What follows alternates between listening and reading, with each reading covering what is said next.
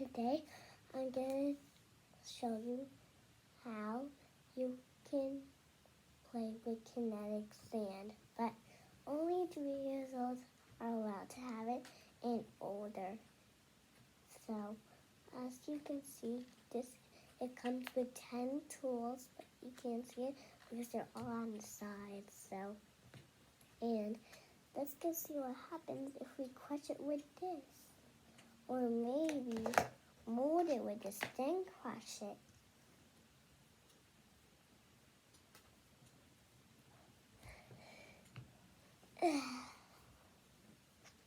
Whoa! This is amazing. Guys, look at this. That's what it makes. Hold on.